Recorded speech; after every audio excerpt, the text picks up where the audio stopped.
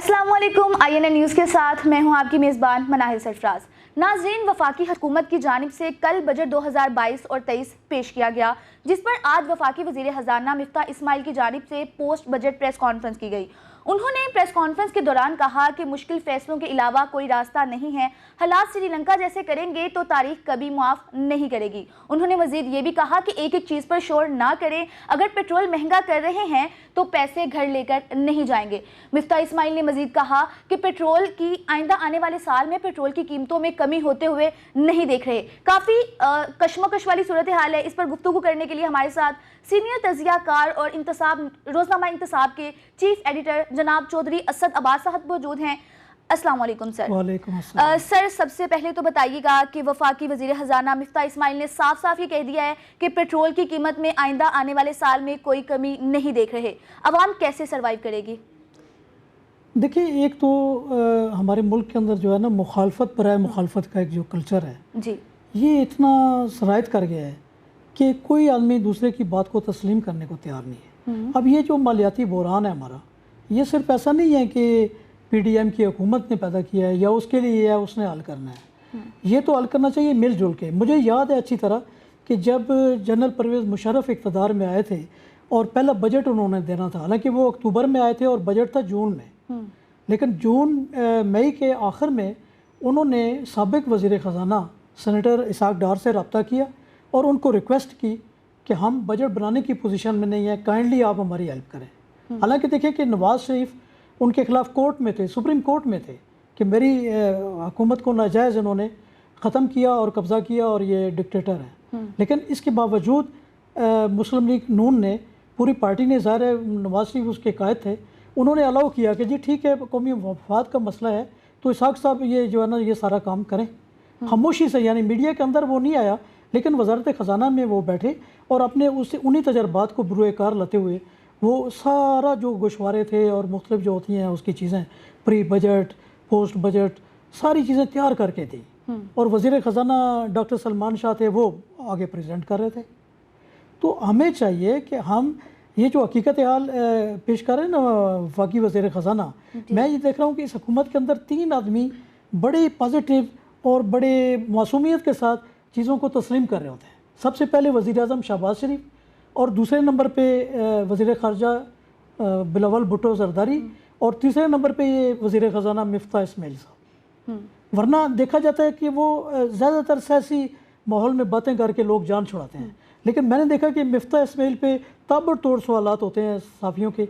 वो फिर भी मासूमियत से कह देते हैं कि भाई सच्ची बात यह है कि हम इस पोजीशन में हैं और हम ये नहीं कर सकते। जैसे उन्होंने कहा कि अगर हम ये सख्त फैसले ना करते तो श्रीलंका की तरह हम डिफ़ॉल्ट कर जाते। डिफ़ॉल्ट के क्या ख़तरात हैं उसकी तफसील में इसलिए नहीं जाते कि सोशल मीडिया पे इतनी चीज़ें आ रही हैं, साबिक हुकूमत पे भी इल्ज़ामात हैं, मौजूदा पे भी इल्ज़ामात हैं, यानी उन इल्ज़ामात से कोई बरी ज़िम्मा नहीं है। लेकिन सोचना ये है कि पाकिस्तान को इस सारे जो सूरत हाल से निकलने के लिए मिल बैठ कर, अपोजिशन हो या हुकूमत हो, सबको मिल बैठ कर लाए अमल तश्कील देना चाहिए। बिल्कुल, सबको मिल बैठकर बेहतरीन लाहेमल तश्कील देना चाहिए मुल्क की बेहतरी के लिए। वफाकी वज़ीर ख़ज़ाना मिफ्ता इस्माइल की प्रेस कॉन्फ्रेंस के बाद साबिक वज़ीर ख़ज़ाना शौकत तरीन साहब ने भी प्रेस कॉन्फ्रेंस की है और उन्होंने कहा है कि बजट का हसारा 4.2 ट्रिलियन रुपए है। बजट जो नंबर्स हैं वो झूठ नहीं बोलते। उन्होंने मज़ीद ये भी कहा है कि हुकूमत किसको बेवकूफ़ बना रही है। सर, उन्होंने मज़ीद ये भी पेशन गोई की है कि आइंदा आने वाले वक्त में महंगाई और बेरोज़गारी में बहुत ज़्यादा इजाफा देखने में आ रहा है। इस मुतालिक आप क्या कहेंगे? देखिए, मैं तो ये बात करूँगा कि शौकत तरीन साहब शायद भूल गए हैं। अभी चंद माह पहले की बात है कि ये IMF से मुज़ाकरात करने के बाद जब पाकिस्तान पहुँचे वापस इस्लामाबाद में, तो साफ़ियों से गुफ्तगू करते हुए ख़ुद उन्होंने ये कहा कि IMF की इतनी सख्त शराइत हैं कि अगर हम उन पर मनोअन अमल करें तो मुझे ये खौफ है कि बहुत बड़ा यहाँ पे बहरान पैदा हो जाएगा।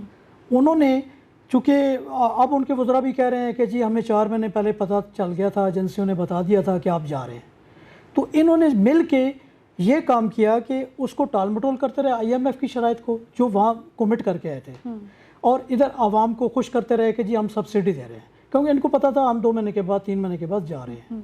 तो ये तो चीटिंग जो है इस तरह की वो भी रिकॉर्ड पे मौजूद है। शौकत तरीन साहब का बयान اور اس کو ہم لیں یا اس کو لیں.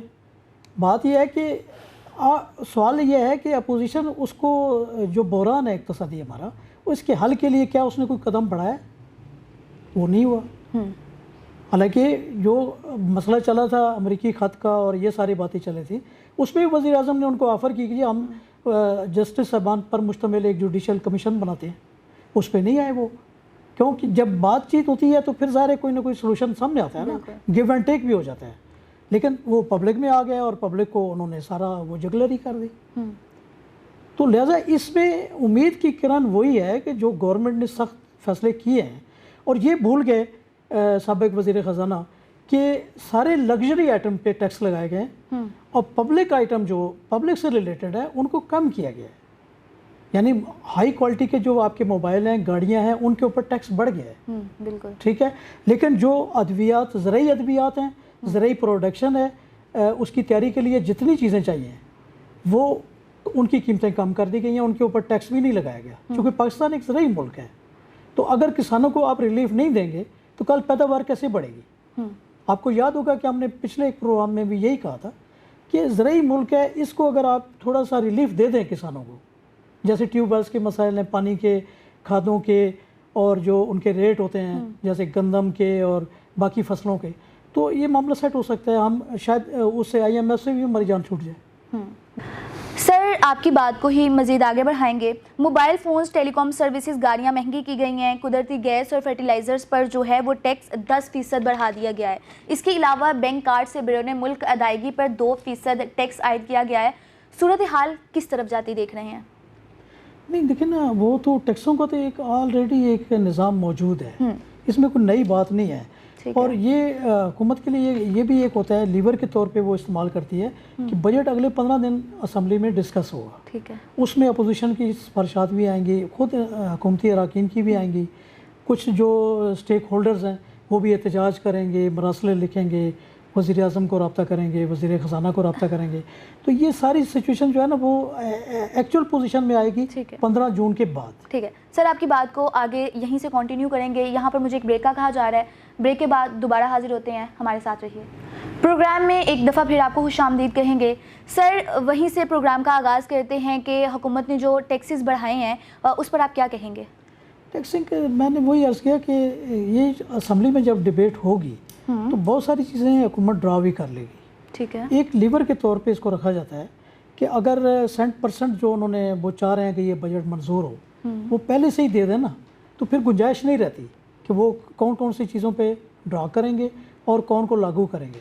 ٹھیک ہے, تو اس کے لیے یعنی چانسز رکھے گئے ہیں نا درمیان میں. جب ڈیبیٹ ہوتی ہے تو گیو اینڈ ٹیک ہوگا اپوزیشن کے ساتھ بھی, اور حکومتی بینچز کے جو اراکین ہیں ان کی سفارشات بھی ہوں گی. بالکل, تو ان کو دیکھتے ہوئے وہ آگے بڑھیں گے. لیکن یہ ایک خوش آئند بات ہے کہ حکومت نے پاک فوج کا جو بجٹ ہے دفاعی, حالانکہ چاروں طرف سے ہم گھرے ہوئے ہیں, اس کو کم کیا ہے with the consent of army. ٹھیک ہے, ایسا نہیں کہ آج خود گورنمنٹ نے یہ کر دیا, فوج نے ڈرا کیا ہے. انہوں نے کہا کہ ہم سخت اقتصادی حالات سے گزر رہے ہیں, لہٰذا اس کو آپ کٹ کر دیں. اور پھر یہ دیکھیں کہ وزراء کے پیٹرول کا جو تھا وہ ختم کر دیا. اس طرح اراکین اسمبلی کی مراد کو کٹ کر دیا. اور سینٹ والوں کا یہ تھا کہ جی ہماری مراد بھی بڑھا دیں. اراکین اسمبلی نے بھی کہا اور انہوں نے بھی کہا ہماری تنخواہوں میں اضافہ کیا ہے. تو انہوں نے بالکل کیٹیگریکلی کہہ دیا کہ نہیں 1 روپیہ نہیں بڑھائیں گے.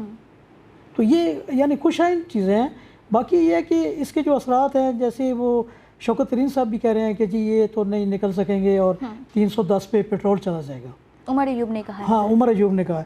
لیکن بات یہ ہے, وہ بھی وزیر خزانہ رہے ہیں, بات یہ ہے کہ یہ 270 تک تو ہم سن رہے ہیں. ٹھیک ہے, جو ہمارے ذرائع کہہ رہے ہیں, ہو سکتا ہے وہ زیادہ انفارم. سر آج اسی بات کو کنٹینیو کروں گی. آج عمر ایوب تحریک انصاف کے جو رہنما ہیں انہوں نے پریس کانفرنس کرتے ہوئے کہا ہے کہ 310 پر پیٹرول جا سکتے ہیں جولائی کے اندر. سر عوام پر ہر طرف سے بوجھ ڈالا جا رہا ہے, کیسے عوام سروائیو کرے گی؟ نہیں دیکھیں, یہ خوفناکی پھیلا رہے ہیں نا, کیونکہ ان کا اپوزیشن سے تعلق ہے. انہوں نے تو بات کرنی ہے نیگیٹو. زمینی حقائق یہ ہیں کہ جتنے اقتصادی ماہرین ہیں, اور مختلف ٹی وی ٹاک شوز میں دیکھ لیں, اخبارات میں دیکھ لیں, ان کی جو تجزیات اور گفتگو آ رہی ہے وہ یہ کہہ رہے ہیں کہ تھوڑا سا یہ ایک پیریڈ ہے, اسی یعنی ان کا خود گورنمنٹ کا تھوڑا سا پیریڈ ہے, 1 سال ہے ٹوٹل, 1 سال 2 مہینے ہے. وہ کہہ رہے ہیں کہ یہ 6 مہینے کے بعد یہ ٹریک لائن پہ آ جائے گا. اصل میں تو بدقسمتی یہ ہے نا کہ ٹریک پہ چیزیں چلتی ہی نہیں. بالکل. جو چلنا شروع ہو جاتی ہے نا تو وہ رزلٹ بھی دیتی ہیں.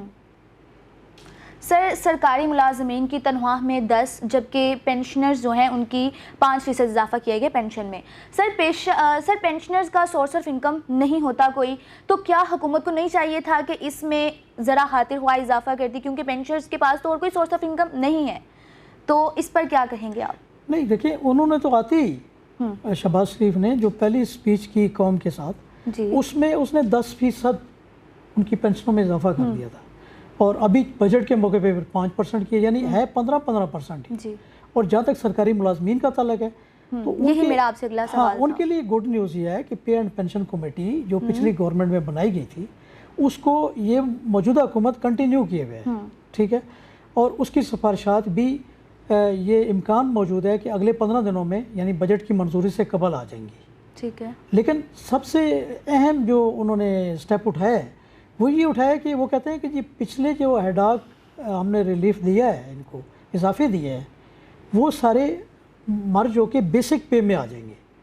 تو میری جو سرکاری ملازمین کی تنظیم کے عہدیداران ہیں ان سے کل بھی بات ہوئی تھی، آج بھی بات ہوئی ہے، تو وہ اپنے طور پہ خوش تھے اور ساتھ یہ کہہ رہے تھے کہ جی دیکھیں ایک سٹائل ہے ہمارا بھی، ظاہر ہے ہم چپ کر کے بیٹھیں گے نہیں، ہم شور شرابہ تو کریں گے، اس لیے کہ ہو سکتا ہے کہ حکومت اس شور شرابے کے نتیجے میں ہمیں 15 کی بجائے 20% دے دے، لیکن عملی طور پہ ہم 20% سے بھی زیادہ فائدہ اٹھائیں گے تنخواہ کی وصولی میں. ٹھیک ہے. تو یہ گڈ سائن ہے کہ ایک عرصے سے چل رہا تھا کہ ملازمین وہ احتجاج کرتے تھے، مظاہرے کرتے تھے، وزیر خزانہ اور ان کی ٹیم جو ہے وہ ان کو ٹال جاتے تھے. یہ پچھلے دور کی بات ہے کہ پی ٹی آئی گورنمنٹ کا یہ اس کو کریڈٹ جاتا ہے کہ خود وزیر اعظم نے ایکشن لیا اور وہ کمیٹی بنائی گئی تھی سابق گورنر اسٹیٹ بینک عشرت حسین کی سربراہی میں، اور وہ وقتاً فوقتاً ملازمین سے بھی ملے اور بیوروکریسی سے بھی بات ہوئی اور وزراء سے بھی بات ہوئی، وزرائے خزانہ جو تھے. ٹھیک ہے. تو اس کے بعد انہوں نے سفارشات مرتب کی تھی. درمیان میں ایک ڈیڈ لاک بھی آ گیا تھا ملازمین اور حکومت کے درمیان، پھر وہ اکٹھے ہوئے، شیلنگ ویلنگ ہوئی، وہ چلے گئے، لیکن جو ان کے ذمہ داران تھے 2-4 لوگ ان سے وہ رابطے میں رہے، اور وہی سفارشات چونکہ کمیٹی کے پاس موجود ہے، موجودہ حکومت دیکھے گی کہ اقتصادی یہ جو صورتحال ہے ہماری، اس میں رہ کے ہم کتنا ان کو ایڈجسٹ کر سکتے ہیں. ٹھیک ہے. سر آخر میں یہ بتائیے گا کہ آپ ایک عام شہری ہونے کے ناطے آپ کی موجودہ بجٹ سے کیا توقعات ہیں؟ دیکھیں یہ ایک بہت آسان سوال بھی ہے اور بہت مشکل سوال بھی ہے، اس لیے کہ جب آپ مارکیٹ میں جاتے ہیں نا تو مارکیٹ کی جو فورسز ہیں نا ان کو ایک عرصے سے ہم دیکھ رہے ہیں کہ گورنمنٹ یعنی انتظامیہ 3-4 چیزوں سے ایک سسٹم چل رہا ہوتا ہے نا، ایک ہے پارلیمنٹ، ایک ہے حکومت، ایک ہے انتظامیہ اور ایک ہے میڈیا. یہ 4 ستون ہیں. ٹھیک ہے. ان چاروں میں سے انتظامیہ جو ہے نا اس کے اوپر ہمیشہ ایک سوالیہ نشان اٹھتا رہا ہے، اور آج بھی ہم یہی اٹھاتے ہیں کہ بھائی کل گئے تھے تو سبزی کا ریٹ یہ تھا، آج گئے ہیں تو اس میں 10 روپے اضافہ ہو گیا. کیوں؟ اس لیے کہ جو پرائس کنٹرول کمیٹیز ہیں وہ اپنا رول اس طرح پلے نہیں کر رہی جس طرح ان کو کرنا چاہیے. اس کے بیک گراؤنڈ میں وہ یہ چیزیں ہیں کہ ان کو اپنی ضرورت کی چیزیں وہ پہنچا دیتے ہیں، تو وہ کیوں زحمت کریں کہ وہ مارکیٹ میں جا کے جائزہ لیں. حالانکہ ایک لسٹ جو ہے نا وہ جھوٹی سچی وہ ڈپٹی کمشنر آفس سے جاری ہوئی ہوتی ہے روزانہ کی بنیاد پہ، لیکن اس کو فالو کوئی نہیں کر رہا ہوتا. آج اس پر اگر عمل درآمد شروع ہو جائے تو میں سمجھتا ہوں کہ بجٹ کے ثمرات ہمیں ملنا شروع ہو جائیں گے. بہت شکریہ سر آپ کا. ملکی دفاع کے لیے 1523 ارب روپے رکھنے کی تجویز کی گئی ہے. پینشنز پر 530 ارب روپے کی سبسڈی اور کے لیے سبسڈی مختص کی گئی ہے. دیکھنا یہ ہے کہ موجودہ بجٹ جو کہ وفاقی حکومت کی جانب سے کل پیش کیا گیا ہے اس میں عام عوام کو کتنا ریلیف ملتا ہے. اسی کے ساتھ مجھے اپنی میزبان مناہل سرفراز کو دیجیے اجازت. اللہ حافظ.